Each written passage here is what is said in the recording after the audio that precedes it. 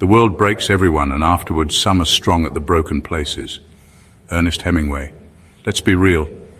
You didn't choose to become cold-hearted. Life made that decision for you. You weren't always this way. Once upon a time you cared, maybe too much. You gave people the benefit of the doubt, believed in loyalty, and thought your silence would protect you from the chaos. But experience taught you a brutal truth. Not everyone deserves access to your heart. You became a Sigma male, not because it was trendy or convenient, but because it was necessary. When the world kept demanding more and giving back less, you adapted. And that's not weakness, that's survival. The coldness people judge you for is not cruelty, it's self-respect wrapped in silence. But here's the part no one talks about. This path isn't easy. There's a cost to becoming cold-hearted. You lose things along the way. Trust, warmth, sometimes even yourself. But you're not broken. You're just done playing by rules that never served you. And if that makes you cold, so be it. Here's the truth. You're not cold-hearted. You're just tired of being played. And you're not alone in that. There's a reason you feel different, because you are different. And that difference is your greatest strength if you know how to use it. If you've ever wondered why you've grown distant or why it feels impossible to care the way you used to, this video is for you. Watch closely. You'll see yourself in it. And maybe for once you'll realize you're not crazy. You're just awake. Number 1. The first betrayal taught him the game, but the repeated ones made him master it. The first time it happens, it stings. It catches him off guard because he wasn't expecting it. Sigma males don't walk around assuming everyone is out to get them. In fact, they start off willing to trust, cautiously, but trust nonetheless. They don't hand it out recklessly, but when they decide someone is worth it, they invest. They observe, they analyze, they look for consistency. And for a while, they think they've made the right call, until the first betrayal comes. At first, he doesn't want to believe it. Maybe it was a misunderstanding. Maybe the person made a mistake. Maybe it wasn't that deep. He rationalizes it because at this stage he still thinks betrayal is the exception, not the rule. Then it happens again and again. And with each new betrayal, each lie, each broken loyalty, each person who turned out to be exactly like the rest, something inside him changes. He stops making excuses for people. He stops feeling shocked. He starts seeing patterns instead of individuals. And that's when he masters the game. He no longer trusts words, only actions. He no longer gives people the benefit of the doubt. He waits for proof. He no longer expects loyalty because he's seen how quickly it crumbles under pressure. He learns to watch from a distance, to test people without them knowing, to observe without engaging. But most of all, he stops offering warmth freely, not because he's bitter, not because he's angry, but because he understands now. Most people don't betray out of malice, but out of self-interest. And once he accepts that truth, he stops being emotionally invested in anyone who hasn't earned it. People call him cold, distant, hard to read. What they don't realize is, he was warm once. He was open once. But repeated betrayals didn't just change him, they trained him. Now, he doesn't play the game emotionally, he plays it intelligently, and that makes him untouchable. Number 2, he used to explain himself, but no one really listened. At first, he gave people the benefit of the doubt. He thought, maybe if I explain myself, they'll understand. So he tried. He tried to explain why he needed space, why he didn't react like everyone else, why he saw the world differently. But quickly, he noticed a pattern. People weren't really listening. They weren't trying to understand where he was coming from. They were just waiting for their turn to talk. Instead of hearing him out, they dismissed him.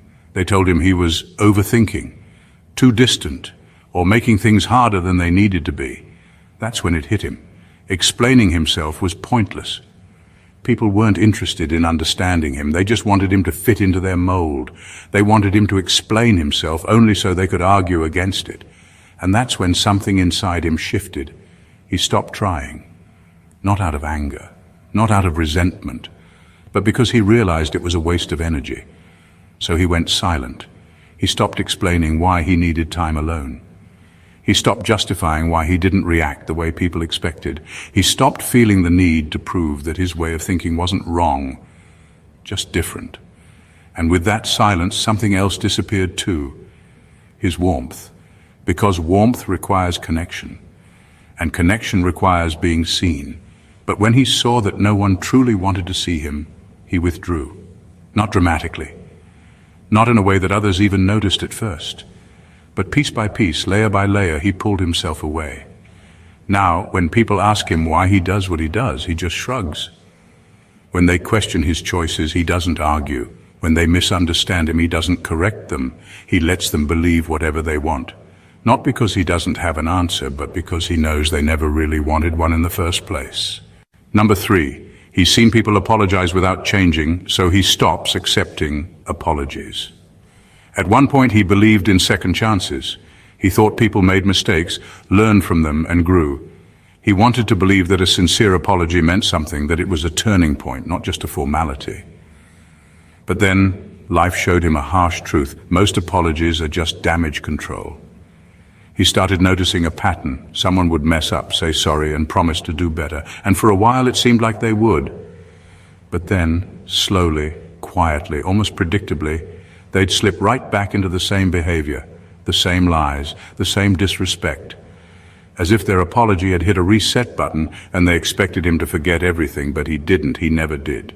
See, a Sigma male has a sharp memory. He doesn't just hear words, he tracks patterns. And when someone's pattern contradicts their words, he stops taking them seriously. It's not about holding grudges, it's not about bitterness, it's about respecting reality over wishful thinking. So now he doesn't argue, he doesn't beg for change. He doesn't waste energy explaining why he no longer believes in their words. He just watches. And when their actions prove him right, he does what they never expected. He walks away. No drama, no warnings, just silence. People call him cold for this. They say he's unforgiving, too detached. But what they don't understand is he's not looking for perfect people. He's looking for consistent ones. And if someone's consistency is built on repeated apologies with no real change, then that's all he needs to know. He doesn't need more words, he needs proof. And if there is none, he moves accordingly. No hate, no anger, just quiet, calculated distance. Number 4, his coldness is not a choice, it's a survival mechanism. People love to assume he chooses to be this way, that he enjoys being distant, that he wants to be cold. But that's not the truth. He didn't wake up one day and decide to shut people out. The world made that decision for him. At first, he tried. He gave people chances. He opened up in small ways, tested the waters, let people see glimpses of who he really was. But time and time again, life gave him the same answer. Trust is a liability. Every time he let someone in, they either took advantage, misunderstood him, or left when it was convenient for them. Every time he showed warmth, someone used it as an opportunity to manipulate, disrespect, or drain him. After a while, he learned caring too much only leads to pain. So his coldness, it's not a personality trait, it's armor, a survival instinct, a line of defense built through experience. Because when life keeps punishing you for being open, you stop being open, not out of bitterness, not out of hate, but out of sheer necessity. And here's the devastating part. Once he reaches this point, there's no going back. It's not that he can't feel, it's that he won't allow himself to. He's trained himself to detach before emotions become a weakness, to walk away before someone has the chance to hurt him first. He has rewired himself for self-preservation. People wonder why he's distant, why he doesn't react like they expect him to. But the truth is, he's already played this game before, and he knows exactly how it ends, and he refuses to be the one who loses again. Number 5, people confuse his kindness for weakness, so he erases the option. At one point he was generous, not just with money or favors, but with his time, his energy, his presence. He helped without being asked. He gave advice without expecting anything in return. He was the type of person who saw a problem and fixed it, not for recognition, not for validation, but simply because he could. And for a while he thought people appreciated that, until he started noticing something. The more he gave, the more people took. They didn't see his generosity as a choice. They saw it as an obligation. They mistook his willingness to help for a lack of boundaries, and the worst part, they never gave back when he needed support, silence, when he needed space, resistance, when he finally asked for something, excuses. That's when he made a ruthless decision. If kindness only invites exploitation, then it's better to withhold it. This wasn't a dramatic shift. He didn't make an announcement. He simply stopped offering help before it was deserved, stopped giving energy to people who never reciprocated, stopped being the strong one for those who never once asked if he was okay. Now he operates differently. He's not unkind, he's just selective. He doesn't stop being a good person, but he does stop being available to everyone. If someone hasn't earned his kindness, they don't get it. Period. People notice the change. They say he's become cold, selfish, different. But the truth is, he just stopped letting people drain him for free. And once a Sigma male reaches this level of self-preservation, there's no going back. The days of being an open resource are over. Now, his kindness isn't an option. It's a privilege. And very few get access. Number 6, he gave love without conditions, but it always came with an expiration date. Sigma males don't love casually.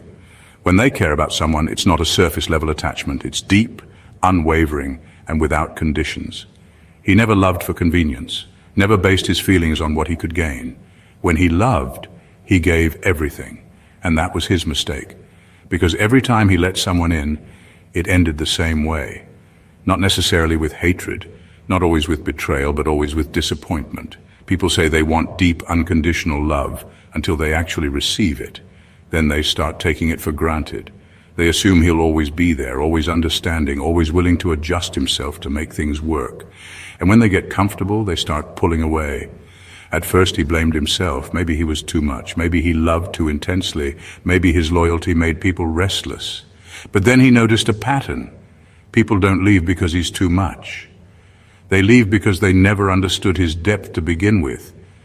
They wanted the passion without the responsibility, the security without the commitment, the loyalty without the effort.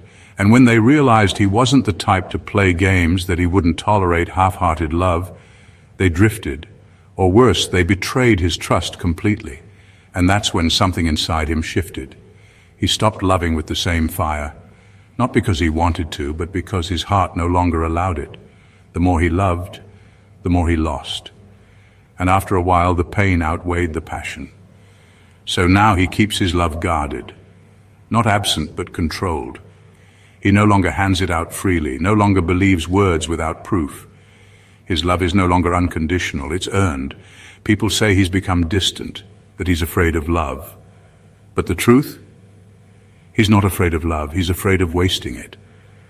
And if someone isn't ready for the depth of what he has to offer, he won't beg them to stay. He'll simply let them go. Number 7, he learned that vulnerability without boundaries is just self-sabotage. At one point he believed that being open was a strength, that honesty and vulnerability were the foundations of deep connections. So he shared his thoughts, his struggles, his dreams, thinking that if he was real with people, they'd be real with him too. But life had other plans. Time and experience taught him a brutal truth.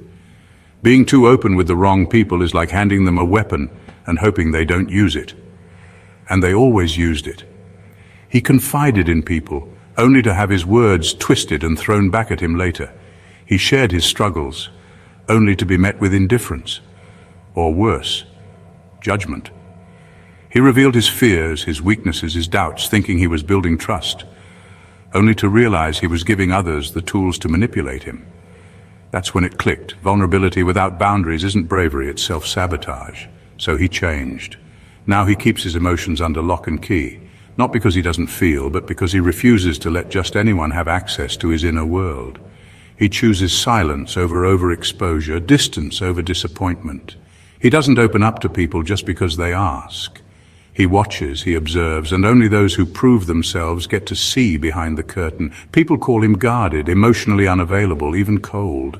But what they don't understand is his warmth still exists. He just doesn't give it away freely anymore, and if that makes him seem distant, so be it, because he's learned the hard way. Not everyone deserves to know him. Number 8, trust becomes a liability, not an asset. At some point, a Sigma male learns a brutal truth. Trust isn't just a risk, it's a liability.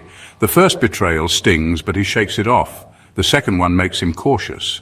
But when it keeps happening, he stops seeing trust as a virtue and starts seeing it as a trap. Because here's the reality, trusting the wrong person can cost him years of progress. It's not just about losing money, time, or energy. It's deeper than that. It's about losing parts of himself, his optimism, his patience, his ability to believe in people. Each betrayal chips away at him, leaving him more guarded, more detached, more unwilling to take another chance. So he adapts. He stops making blind investments in people. He no longer assumes good intentions. He waits for proof. Every promise, every word, every act of loyalty gets analyzed. He watches how people behave when they have nothing to gain, because that's where their real character is revealed. And what does he find? That most people aren't trustworthy, they're just opportunistic. They'll stick around when it's easy, but the moment things get inconvenient, they disappear. That's when he makes a ruthless decision. He stops betting on others. If trust is a gamble where the house always wins, then the smartest move is not to play. He starts keeping things to himself. He stops sharing his plans, his struggles, his emotions, because every time he has in the past, someone has used it against him. And soon people start calling him distant, unapproachable, cold. But what they don't realize is he didn't choose this. He didn't wake up one day and decide to shut people out. The world taught him that trusting the wrong person even once can cost too much. And now he plays it safe. Number 9, emotional intelligence becomes a burden in a way. At first, being able to read people feels like a superpower. Sigma males can spot dishonesty in a heartbeat, sense hidden intentions, and pick up on things most people miss. It should give them an advantage, right? But over time they realize it's not a gift, it's a burden. Because now they see everything. They notice the fake enthusiasm in someone's voice, the subtle hesitation before a lie, the way people's words and actions never quite match up. They see how most compliments are empty, given out of politeness rather than sincerity. How "I've got your back" rarely means anything when tested. How people wear masks, not to deceive maliciously, but because they don't even know who they really are, and that's when it becomes exhausting. They can't unsee it. Every interaction feels staged. Every relationship starts to seem transactional. They realize that most people don't want to be understood. They just want to be accepted, flaws and all, without having to confront their own contradictions. So what happens? They stop engaging on a deep level, not because they don't crave connection, but because it's impossible to connect with someone when you see through every illusion they live by. They stop getting excited about meeting new people because, in the back of their mind, they already know how it will end.